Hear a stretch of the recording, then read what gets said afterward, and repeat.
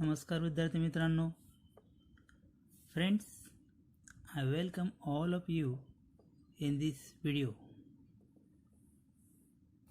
मित्रांनो, आज आपण इयत्ता 10वीच्या इंग्लिशच्या टेक्स्टमधील 2.5 वर्ल्ड हेरिटेज या लेसनविषयी माहिती घेऊया. Let us study the lesson world heritage. Friends, actually it is an informative passage.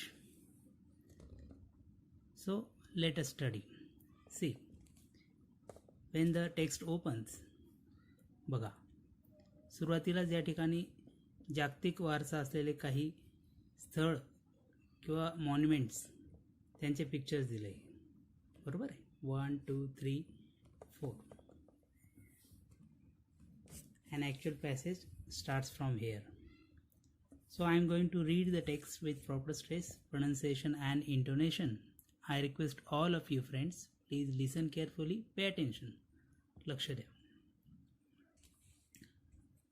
A World Heritage Site is a site determined by the United Nations Educational, Scientific and Cultural Organization, that is UNESCO, to have significant cultural or natural importance to humanity. बघा मित्र, आता युनेस्कोचा long form दिला येते बघा. UNESCO A World Heritage Site is a site determined by United Nations Educational, Scientific and Cultural Organization, म्हणजे UNESCO म्हणजे संयुक्त राष्ट्र संघटनेची शैक्षणिक, वैज्ञानिक आणि कल्चरल म्हणजे सांस्कृतिक अशी जी संघटना आहे तिचा उल्लेख आपण युनेस्को म्हणून करतो. तर ह्या युनेस्कोने डिटरमाइन केलेले म्हणजे निर्धारित केलेली अशी साईट म्हणजेच वर्ल्ड हेरिटेज साईट. कशासाठी? To have significant cultural or natural importance to humanity. मानवतेच्या दृष्टिकोनातून सांस्कृतिक आणि नैसर्गिक असे महत्त्व असलेली ती साईट असते, म्हणून तिला वर्ल्ड हेरिटेज साईट म्हणून निर्धारित केलेले असते युनेस्कोने. Next, as such the sites are protected and maintain by the international world heritage programme which is administered by UNESCO world heritage committee. बघा मित्र, तर युनेस्कोची जी वर्ल्ड हेरिटेज कमिटी आहे बघा, त्या कमिटीने आंतरराष्ट्रीय वर्ल्ड हेरिटेज प्रोग्रॅम आंतरराष्ट्रीय वर्ल्ड हेरिटेज प्रोग्रॅम त्या प्रोग्रॅम अंतर्गत त्याची सुरक्षा that is protected and maintain आणि देखभाल केली गेलेली असते. Next, see, because world heritage sites R places that are significant culturally and naturally. They vary in type and include forests, lakes, monuments, buildings and cities.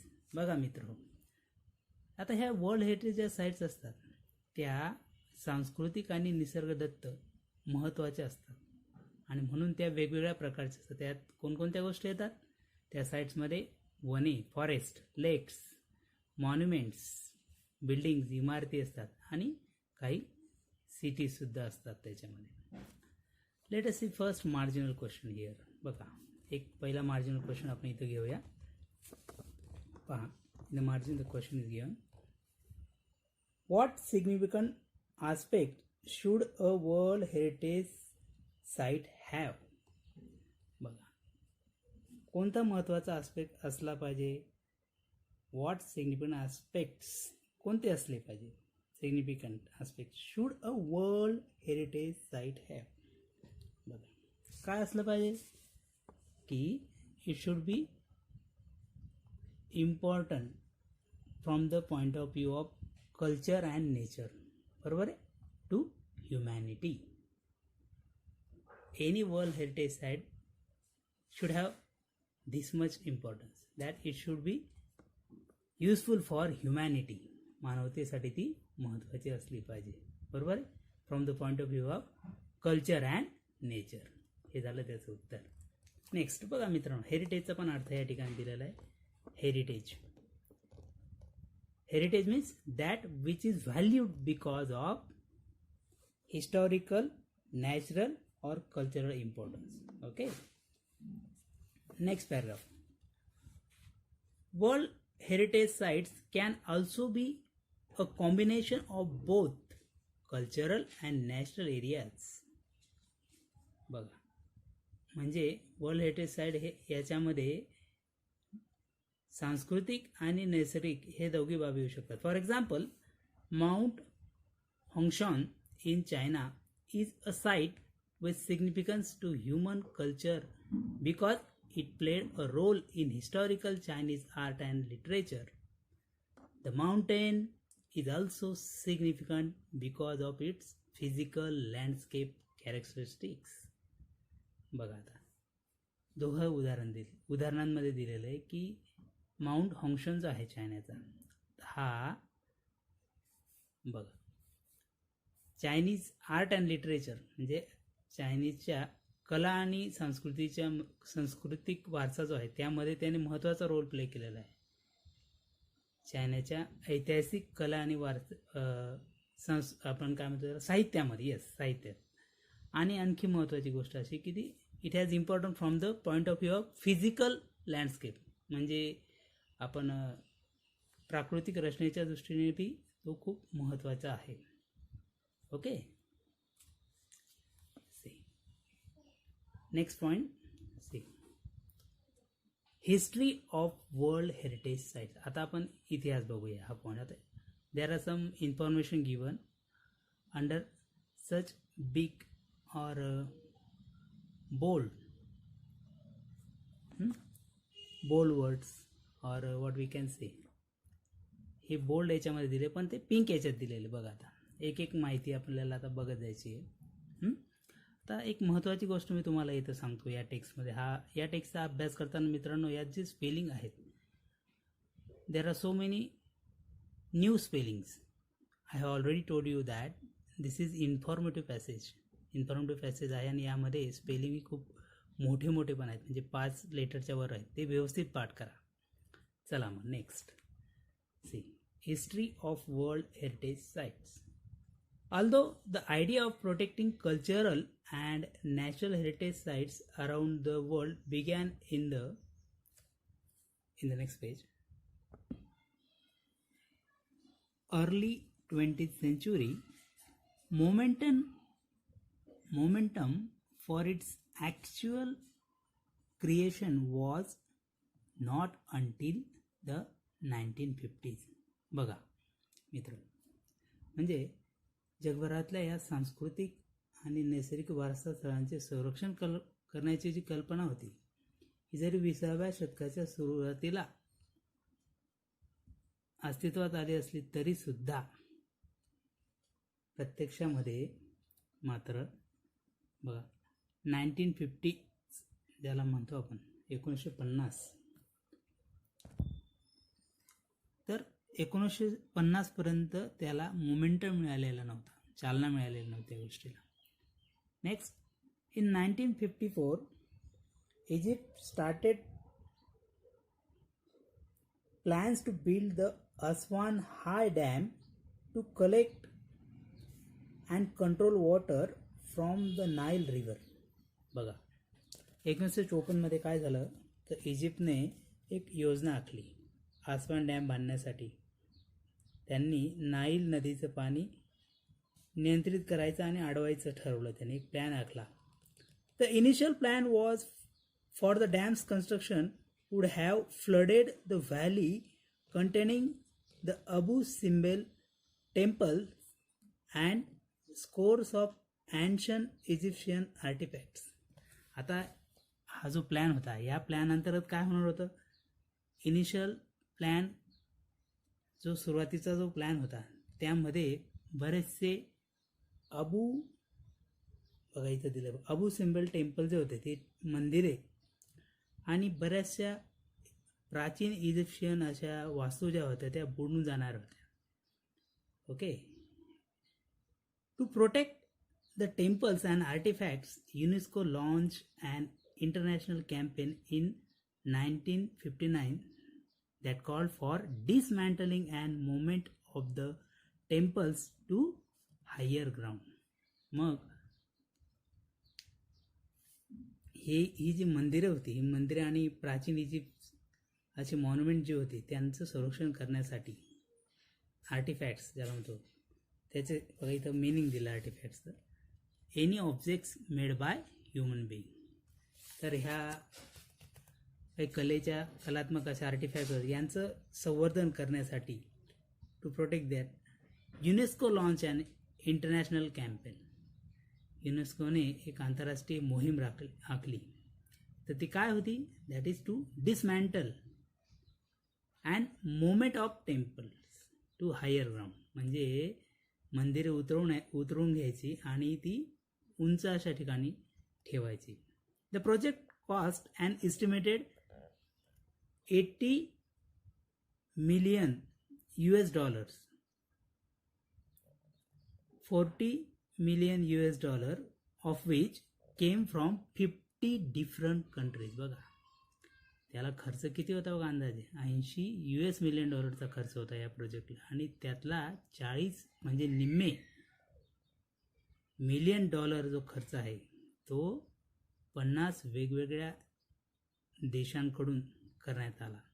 बघा, because of the project success, UNESCO and the international council on monuments and sites initiated a draft convention to create an international organization responsible for protecting cultural heritage. आणि या प्रोजेक्टच्या यशामुळे बघा मित्र, हा जो project आखला गेला होता त्याच्या यशानंतरच, because of the project success, UNESCO and international council on monuments and site, म्हणजे ही जी परिषद होती स्मारक आणि स्थळांची संदर्भात आंतरराष्ट्रीय जी परिषद आणि युनेस्को यांनी काय केलं? Initiated, that is began, started a draft convention, एक मसुदा तयार केला त्यांनी. कशाचा? To create an international organisation.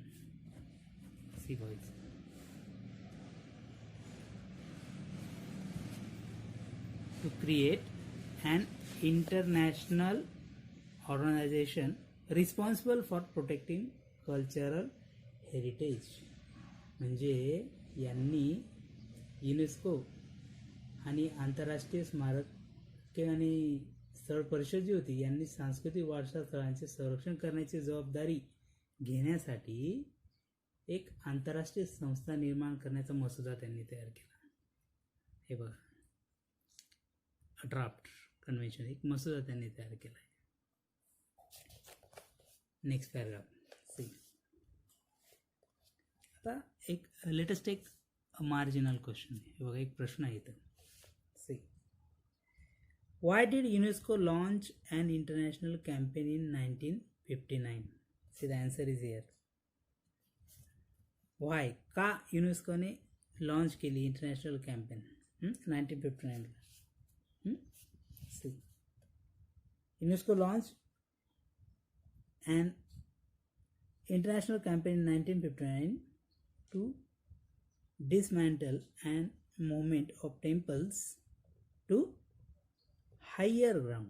Okay, next. आता next paragraph घेऊया मित्र. Shortly thereafter, in 1965, a White House conference in United States called for a World Heritage Trust to protect historic cultural sites, but to also protect the world significant natural and scenic sites.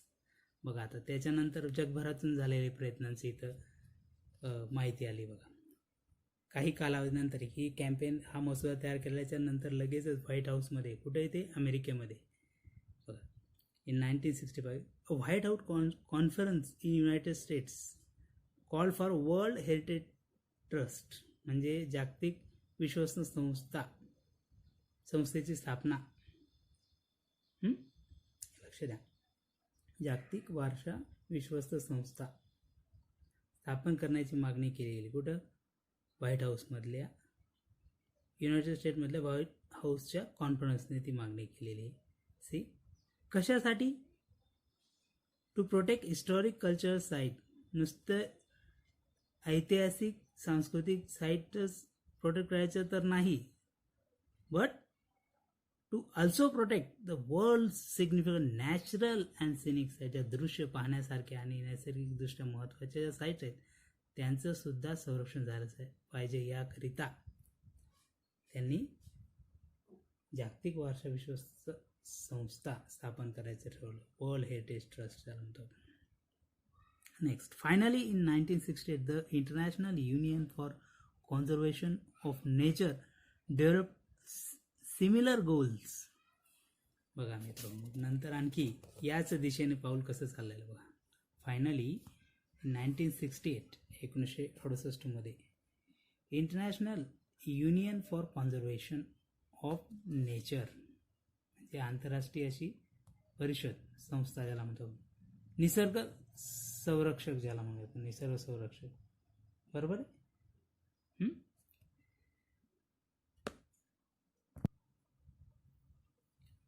आंतरराष्ट्रीय निसर्गरक्षक संघ जो आहे त्याने it developed similar goals and presented them at the United nations conference on human environment in Stockholm, Sweden in 1972.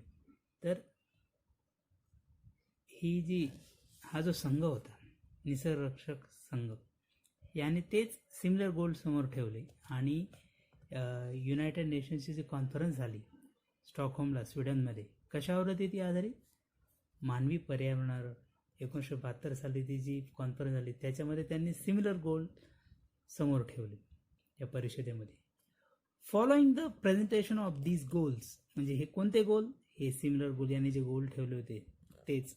त्यांच्या झाल्यानंतर लगेचच the convention concerning the protection of world cultural and natural heritage was adopted by UNESCO's general conference on November 16, 1972.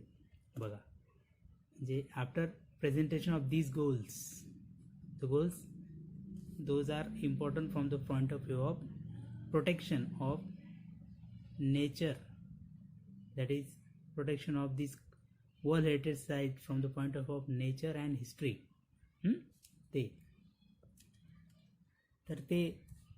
1972 मध्ये लगेचच 16 November 1972 मध्ये युनेस्कोची जी general सभा झाली त्यांनी ते स्वीकारलेले. त्या सभेमध्ये ते त्या दिवशी लगेच स्वीकारण्यात आले, अडॉप्टेड. लक्षात आलं मित्रांनो? मग अशा पद्धतीने या व्हिडिओमध्ये आपण ही माहिती बघितली. आता एक मार्जिनल क्वेश्चन आहे, तो घेऊया. See friends, the question is here.